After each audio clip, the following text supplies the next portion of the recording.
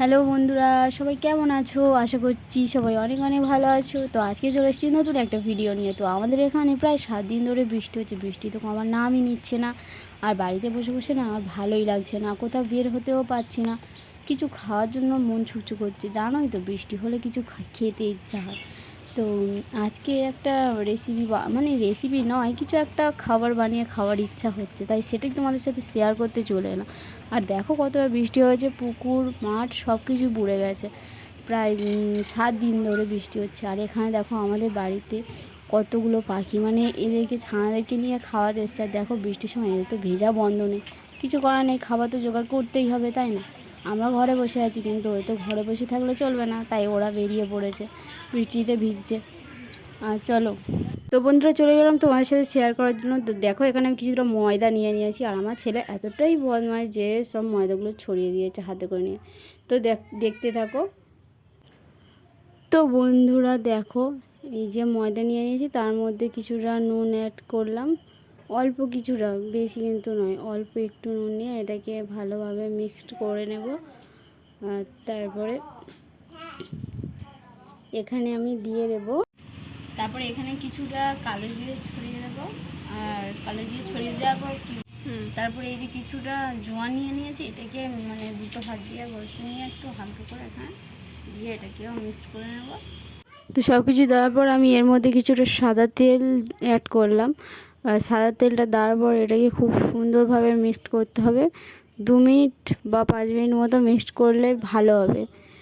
সাদা তেলটার সাথে ময়দাটা ভালো করে মাখিয়ে নিতে হবে কিছুক্ষণ ধরে। আর আমাদের বাড়িতে দেখো কতটা মাছি হয়েছে, এতটা মাছি ছিলই না, এই বর্ষা পড়েছে আর তখন থেকেই দেখো কি অবস্থা, মানে কিভাবে যাবে আমি বুঝতেও পারছি না, বিরক্ত লাগছে।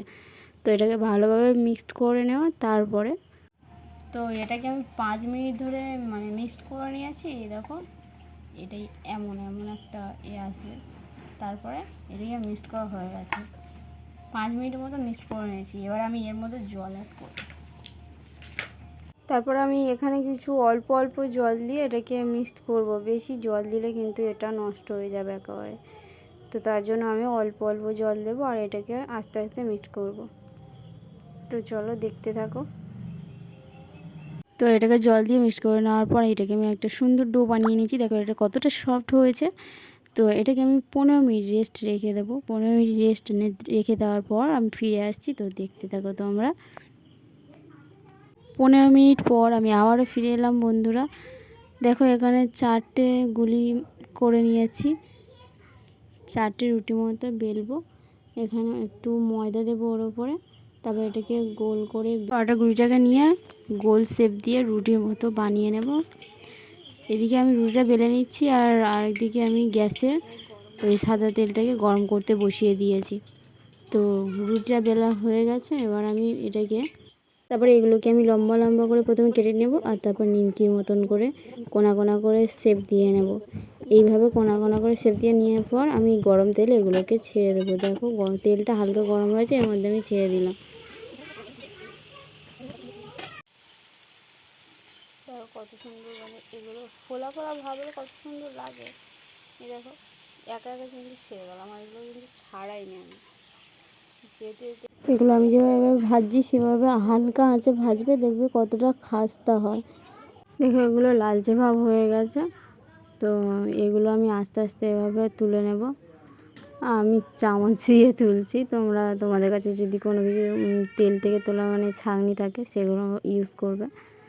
তো এগুলো এবার আমি আস্তে আস্তে করে তুলে নেব।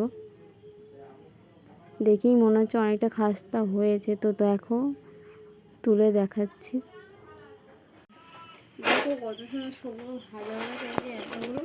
তো কতটা আওয়াজ হচ্ছে দেখো। আর একটা তোমাদেরকে ভেঙেও দেখাচ্ছি, কতটা খাস্তা হয়ে যাবে।